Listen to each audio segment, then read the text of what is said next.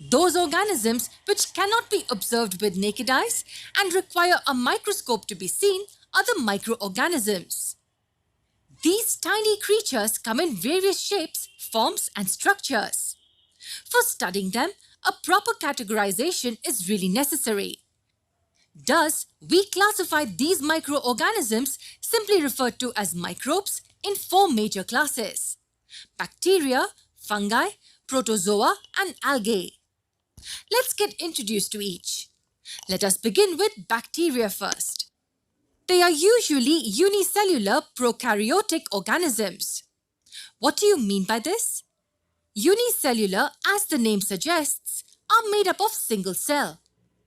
So the entire body of the organism consists of just one cell? Yes, that is how it is. And what do we mean by prokaryotic? Well, the word arises from two Greek terms. The term pro means before, that refers to primitive form, whereas the term karyon means kernel or nut, and here it refers to a membrane-bound nucleus. So prokaryotic organisms are those which do not have a proper well-defined nucleus.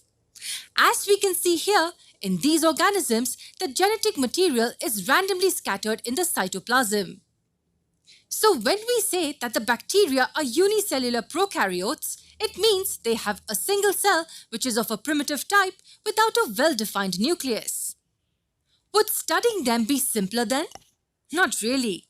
Bacteria, in spite of their unicellular and prokaryotic nature, come in diverse forms. They come in various shapes and sizes and are present almost everywhere around us. So how do we study so many types? It's simple. We classify them into categories. Based on the shapes, we classify them into four major groups. As we can see here, the spherical ones called coccus or plural cocci. Then these rod-shaped ones called the bacillus or plural bacilli.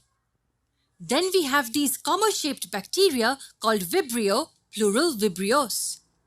And lastly, we have these spiral-shaped ones called the spirillum or plural spirilla. There are numerous other ways of classifying the bacteria. However, we restrict ourselves to only this one simple type based on shapes. Now, where do you think these bacteria will be found? In isolated places or scattered at specific points?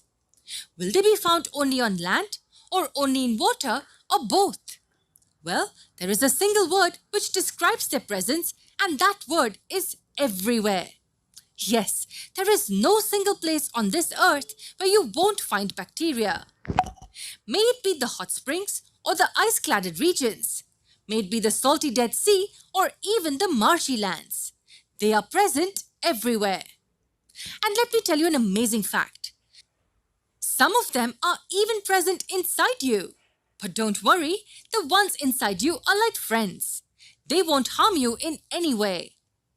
Well, this was about the various types of bacteria in short.